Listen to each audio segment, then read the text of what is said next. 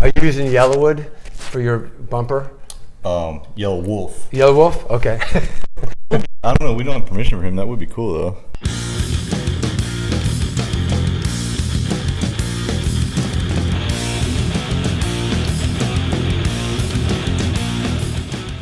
Cheers, buddy. Cheers. All right, so we're here today with Tom Reid. Guess we'll start off a little bit. We want to just talk about Who's this guy? Why am I here? So Tom is our business consultant with Outlaw Way and the other ventures that we participate in. He's, I would say, it's safe to say, a business expert, a communications expert, right? I love it. You're doing awesome so far, nailing it. And we've worked together on a number of different projects now over the last 4 years, going on 5. Yeah. And anyway, brilliant individual, a very original thinker. So we thought we'd bring him on today and use that to play off of to kind of set the tone for you guys on the Outlaw Way podcast as we take it in a more refined direction, sure. I guess. Right? Yeah, and I think we're shooting for like 15-minute windows on topics. Yeah, we're going to spare you guys the long 2 hours, keep it in short clips, and just kind of see where it goes. Yeah. Yeah, you guys got to maybe layer in some pictures. When I first met you, you just posted a video recently doing like 8,000-pound deadlift, and I remembered now when I first met you, you had that crazy long hair, and I remember thinking, okay, this could be interesting. Do you remember the first thought you had when we met several years ago? The very first thought? Sure. Yeah, that's a good question. So, and the other gym owners out there with Outlaw Way I'm sure can relate to this, or any other business owners out there. I had been in business at the time for about 7, going on 8 years, at least 6 years, and getting approached every week, if not every day, by people, both in person, on the phone, relentlessly, through email, like, hey man, I'm this awesome business mind, and I can help you get X many clients, and it's only going to cost you X many dollars. So when I first met Tom, he approached me and told me that he did that kind of consulting work, and my first reaction was, yeah, cool, man. Right. Heard that, been down that road, and so my first reaction was, seems like a super smart guy, but thanks but no thanks kind of deal. And I think I was training with maybe one of your coaches, and the subject of how does your business work, and you guys had just a great reputation, and continue to have an amazing reputation in the local community. And as you know, I'm always looking to work with super talented people. And I think when you were kind enough to give me a few minutes, I think we were in your office, and I can't remember if I think it was a big knife or a hand grenade or something, but you had something, and we were talking, you just had this knife. Yeah. I was like, yeah, okay. It was the big hog knife, yeah, I remember. Is that what it is? Yeah, I used it to open boxes and letters and stuff. It was a bit excessive, right? But yeah, so well, one of the first things I learned about Tom is he's very patient, right? Very respectful, but he's also very persistent. So took a while, right? But you got me to do a meeting. Yeah, it's funny. The business of doing business is sort of the topic that we're wrestling with, today. And everyone out there who is either a manager or a business owner can recognize the struggle, the journey, and it's something that I am super respectful of. I find it very off-putting to do cold call type marketing. However, I respect the hustle, and I get it. So for me, because I've had success in some other businesses that I've owned, I'm able to target, and really I can work with whomever I want to work with, and that's something that I don't take lightly, and I'm not arrogant about that. And so people who are out there hustling and doing cold calling, it's fantastic, and I love that. But I always find it a little, I don't even know what the word is, off-putting, maybe. Oh, I'm a consultant. It's like, what? You're a who? Right. Whatever, dude. Right. So anyway, I'm excited to get into some material today about, what is business? What is a service-oriented business? I imagine a lot of the managers or leaders or business owners that are followers of the Outlaw Way have some vested interest in being successful at whatever they're doing. So I'd like to get into a little bit of that, of like how we define success in business, and maybe we can start there. Sorry, no too on that. Yeah, I think that's a great place to start. Yeah. Hashtag wet bone. Yeah, if you heard the noise on the table, it was Neptune chewing on his deer antler, so we'll spare you guys that. Yeah, but like when you think about success as a business owner, like what are the things that are the shiny object for you? What are the things you're trying to achieve? So I guess the first thing, so within the context of the gyms, right, those brick and mortar spaces. Sure, whatever. Yeah. Well, how many businesses do you own? So right now it's the CrossFit gyms, and then own and operate my family's marina down the coast, and then the Outlaw Way as far for the wellness brand that we're trying to build. So so wellness brand. Now you were, when we first met, one of the really cool things that you had done to establish your business was to be super intense and focused on performance for competition and being known as a badass operation. But what I learned very quickly about you is that you were as or more interested in the wellness of people that you were working with. And to be frank with you, that's the thing that really magnetized me to be wanting to work with your organization, because I think people who coach high-level athletes, they know that's a pretty one-dimensional environment. Right. But when you're helping people who struggle to be well, like that to me is the shiny object. Right, and that's one of the things I think I know you helped us with right off the bat was somewhat ironically, that was the goal from the beginning. We talk about defining success as sua sponte. When I had that first vision before we were even in a space and open, it was like, look, man, I want to work with as many people as possible. I want to have as many members as possible, and not just check the box members, but people actually coming in and getting fit and getting well. Remember you told me that, and do you remember the very first thing? I put up some white paper on the wall, and I wrote one thing and I circled it. Do you remember what that was? I'll remember it. I think was it wellness? It was related to that. It was tell that story. Tell that story, right? Because it was that part was like a closely guarded secret. It's like, huh? Right. Well, and it's one of those things. It was so near and dear to me, but it was right here, right? So I thought it was obvious, but 2 inches away from me, it got very convoluted and told a very different story. And then when I really looked at it, I was like, man, you're right. Right outside these 4 walls, we do have this reputation and this image as just being a super competitive organization and program. And the explanation for that was simple, right? It wasn't that that's what we sought out.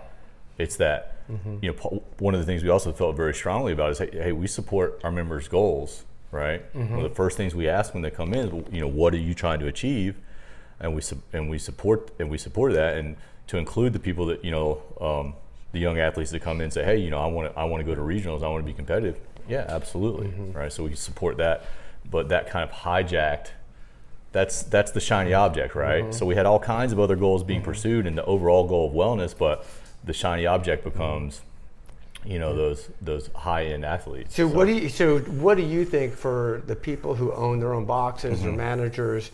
What do you think some of the impediments to their growth and sustainability you think they're running into? Like we've talked a little bit about like programming and how the Outlaw Way. Can you just spend like a minute, without getting too much into like a marketing pitch, but like spend a minute on like what, like programming is like the holy grail of CrossFit. And I've seen over the past 8 years or so that there's been a shift in, what are you programming for? Oh, you want to be an athlete at this level? You have to have this specific model or whatever, but what are you guys trying to achieve as you do your programming, and who are you trying to help and how? That's a great question. So our whole philosophy, our whole niche that we're trying to fill is centered around the fact, like, is programming important? Yes, absolutely. Okay. Does programming need to be excellent as a part of running a successful CrossFit gym? Yes, right? But is it also a redundant skill? Absolutely. Meaning, especially at this point, in this day and age in the game, there's any number of people that can write intelligent, excellent programming, right? And at that point, if someone, we did the math, sat down and sketched it out, it's 20 to 40 hours a month. There's no way around baking that cake. And who's doing that 20 to 40 hours a month? There's a lot of gym owners that are already, seeking out other programs. But for the most part, when I'm making my calls and talking to the other folks out there, a lot of gym owners are still either doing it themselves or having a combination of themselves and their head coach or other coaches, and they're doing it in-house. What do you say to the gym owners who feel, this dissonance, like, hey, my programming is the secret sauce, it's the magic behind why people come in these doors. Right. And we know, and I think they know as well, the real magic is in the community that they're building. Right. How do you help them unpack that? Well, it's the analogy that we spoke of before that I really like, because I can relate to that. Like, hey, I talk to the owners I identify with the most, and the ones that are most passionate, which is a vast majority of the CrossFitters out there. I mean, let's be honest. There's other ways to make a lot of money, right? So there's got to be some passion involved. And what they say is like, John, I want this brand to be me. I want it to be part of me. And they feel like it's irresponsible or it's shirking that responsibility to farm that programming out. So the analogy that I always use that we spoke of before is there's a burger joint in North Carolina, right? Al's Burgers. Oh, Al's, right? Sure, yeah. And they use the best, 100% grass-fed beef from the nether regions of wherever, right? Yep. Mebane, North Carolina, right. I But believe. they don't raise it, right? They don't That's harvest right. it. That's right. They import it, right? That's right. That's the raw product. And there's plenty of other burger joints that use the same beef, I'm sure. But what makes them the best is how they package it, how they present it, the environment they serve it in, the fixings, the sides. All of that, that's what makes the brand. So that's my pitch to the gym owners is that, look, man, this is just the raw product, and what you do with it and how you prepare it is really what's going to set you apart, and really what makes your brand. That's such a good analogy, because the person you're talking about, Al Bowers is his name. His motto for the business is "Good is good, y'all." Yeah. And that's a funny expression, because there's this, of course, "Good is the enemy of great," mantra, and which is awesome, but he's targeted in on, to your point, like, I get the burgers, which are all natural, et cetera, et cetera. Then they cook them very nicely. They do a good job. But what sets them apart is they call their customers guests. And every person that walks in, Al, when he was doing, when he was at the store all the time, now he has like 4 stores, he would learn people's names, and he would say hello, he'd welcome them by name, and it was those little things. And I can see the parallel for gym owners or box owners who they've only got so much bandwidth and energy. Right, and all that attention to detail, right? Whether the attention to detail is pointed at the programming or learning names and creating event, it comes from the same nucleus. It all comes from the same point of passion, right? And where it goes, so one of the things that I've really learned to work on through you and over the years, just by natural selection, meaning, as a gym owner, I know you can relate, there's only so much bandwidth, right? And you realize that energy is finite, even though in the beginning I didn't really. So, you just kind of naturally start pushing yourself towards you should naturally start pushing yourself towards the things that only you can do. And then meeting with you and kind of refining that process. And man, the impact that can have slowly but surely over time, where you freed yourself up. Other people can write the programming. Other people can do X, Y, and Z, identify the things that only you as the owner can do, developing your coaches, building relationships, etc. And that starts to pay dividends the right way over a manageable amount of time. Would you agree that it's really just a small percentage of your members or customers that actually really even notice the sophisticated nuances of the program? Right. They come in because they like the community, they want to get their workout, they don't want to think about it. Right. It's just a small percentage of people who really kind of quote unquote worry about what is the programming. Right. So giving back bandwidth to these gym owners is such a magical thing. I mean, I'm not trying to hard sell on the LOA right now, but just recognizing that compassion fatigue is a real thing. Oh yeah. Right? And you've experienced that as a business owner, right? You can only chase down so many things. And what happens when people get compassion fatigued is they start biasing towards the stuff they're already good at. Yeah. So if you're doing programming, all of a sudden you're doing more programming and doing less events. Right, because it feels good, it's rewarding. Exactly. You have control over it, right. You're retreating into that. Right. All right, so that's a good point. I mean, as far as that compassion fatigue, I mean, that's something that obviously, translates across all kinds of different fields. The enemy, so we're talking about the business of doing business. I would say one of the enemies of building your business is your own or your staff's compassion fatigue. If that's happening, I always tell people it's like a fire, stop, drop, and roll. It's literally stop, take a breath. Right. And reorient around what are your goals and intentions for the day. Right. And the owners out there, I know you can relate to, a big thing you see too, you have a lot of passionate coaches that also want to express that passion in terms of programming, right? And what I've run into is like it, as well as when I try to focus it elsewhere, is this notion that, John just doesn't understand programming, right? And it's as an owner, I've been in this field, in this profession for over a decade. I'm just further down the evolution of, and there was a time where I was very obsessed with programming. So that's why every once in a while, Amanda had the great idea of throwing up some of those old videos just to remind people, hey, I deadlifted 600 pounds, right. I squatted 500. I understand linear progressions and programming and those nuances. That was on a program that I wrote and followed and all. So it's not that I don't love that stuff. I also just know, thinking back, because all those lifts, those heavy lifts, the long hair, and all the crazy stuff, that was pre-Tom, right?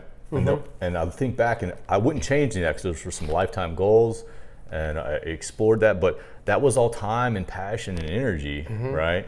That now, it's not like I'm any less passionate now. Right. It's not like I'm any less fired up. I'm not deadlifting 600 pounds anymore, but that passion, that energy, that bandwidth is pointed at something that I found to be much more fulfilling, both in terms of business success and just personal fulfillment, and that's helping other people and paying attention to the business. Well said. And you're owning and running 3 businesses now instead of 1. Here's a layup for you. I think I know the answer, but I'm just going to give you a softball here. Would you rather do a 640-pound deadlift right now and be like, Tom, I still got it, or help one person who's pre-diabetic get? That's a great question. Get more well. That's a great question, and that was where I was headed next. All right, and it's a no-brainer, right? Because here's the reality, guys. When that 600-pound deadlift was a lifetime goal, that was like the grail for me, strength-wise, and I worked towards it. It took years, right? Because at the time I was a little less than 200 pounds, over 3 times body weight. And here's the deal, man. I finally pulled it, right? Put it back down. Yep. Balloons didn't come from the ceiling, right? Right. No one ran out and handed me a check for $1 million. Right. Right. Now, what was cool, I would venture to say almost the only cool thing about it, or awesome or fulfilling thing about it, was the 5 or 6 training partners that I worked through that cycle with, my competitive athletes at the time. Sharing that moment with them was really the borderline the only highlight, right? And a few weeks later, and I felt pretty cool for 4, 5, 6 days, and then the only remaining thing was the relationships and the bond that I formed with those other athletes, and that's when I started working with Tom and getting into this concept of bandwidth and focus. But it was like, man, I could have shared that same energy, not necessarily pointed at a 600-pound dip, but that same energy, that same passion to help, who knows, how 20, 30, 40, 100, 200 people with wellness, right? And so anyway, a long answer to your question. What I've also experienced as a coach and a gym owner is, the fulfillment from any of those personal goals, or even the fulfillment from taking an extremely fit person and making them a little bit more fit so that they, work with numerous games and regionals athletes and national level weightlifters and all that. That was all cool. But looking back after almost 10 years in the industry, still the most rewarding clients were the ones that, hey, you helped them lose 100 pounds. Like you said, you helped them go from being diabetic to living health. And those have proven to be the clients that show the most appreciation and loyalty in return. You change someone's life like that, they will literally stick with you forever. I love that. So here's a question that you've answered that as a call to action. Was that a decent answer? It's an amazing answer. Yeah. I rambled a little bit. I mean, arguably it was a layup, but it was a softball. But no, it was a good one. But my call to action for people listening is: are you able to articulate what is your business and who are you serving with what outcome are you trying to achieve? If you can do that, you're pretty much a badass in my book. Right. And what I really loved about Tom's process and how he helped us refine that is those were all questions in our first few meetings. Tom didn't tell me anything. He said, hey, what is your mission? And then he very gently, appropriately helped me see that, hey, you think that's the message you're getting out and the story that you're telling, but it's not. Right. You know, and the competitiveness was a subplot of that overall story, and that's something that's still in our nature. That's right. That our programming is still extremely high volume, high intensity, competitive programming. Right. If you're doing it at the RX Plus level, you will be a locally competitive athlete. Yeah. I mean, what's the expression? Oh, you for whatever reason you look at any workout, it doesn't matter who programmed it, and you think, it's not that challenging, or then go faster. I mean, well, and the strength cycles that we use are based off, national level, stuff that we got from Kyle Pierce, LSU, the program that Kendrick Ferris and Jerry Flynn. I mean, it's real deal stuff, right? Tom just helped me realize that subplot of the competitiveness and developing those high end athletes had overtaken what the real, and to all the way down to the extent of how much of my energy and bandwidth it was taking up. So are you being clear with yourself? Are you being clear with your customers or whoever you're serving? Yeah.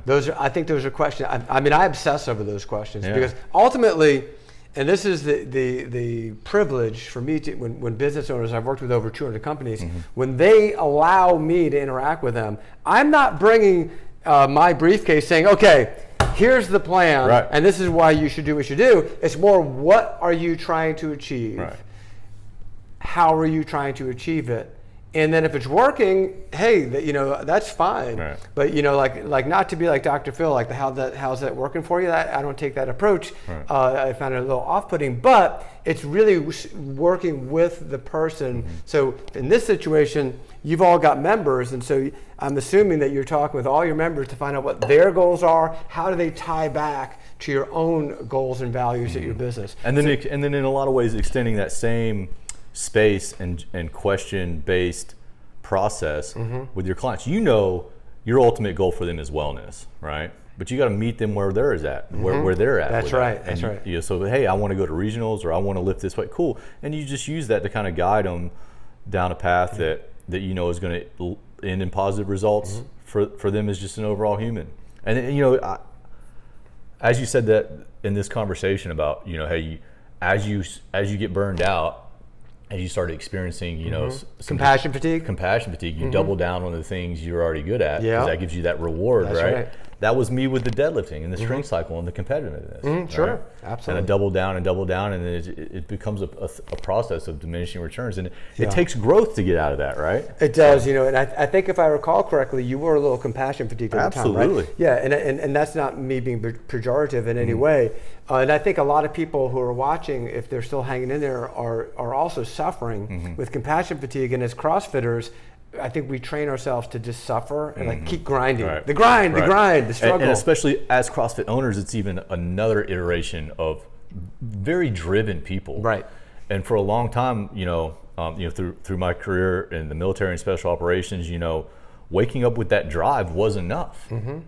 Because it was structure, and it was, but as an entrepreneur, as a business owner, a gym owner, waking up with the drive, that's just the ante to get in the game. That's right. You wake up with that drive, you're going to do something that day, right? Like CrossFit gym owners don't just wake up and chill unless that's only like today is the rest day. Okay, right.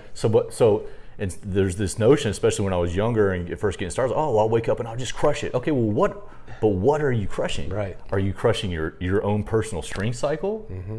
Or are you crushing your outward-facing marketing? Are you crushing your inward-facing messaging within your team and in the community, right? And the beautiful thing about that is, as you focus that energy, instead of a 600-pound deadlift, however many years later, now I get to look around like, hey man, not only am I doing what I want to be doing and helping people increase the quality and wellness in people's lives, but I've built the bandwidth and the success in the business to be able to magnetize and do that with other people that I want to be around. And being able to share that, and being able to achieve that is 1,000 times more fulfilling than lifting that heavy weight one time. Beautiful. Right? Well, we'll call that the business of doing business. Yeah. That's a topic that we'll come back to, I think, on this. Yeah, I like that one. this podcast series, and maybe we'll pick up the next one with this idea of goal setting, core values, and all the things that are the engines and drivers of a business. Very cool. Deal? Deal. Owls everywhere? Owls everywhere,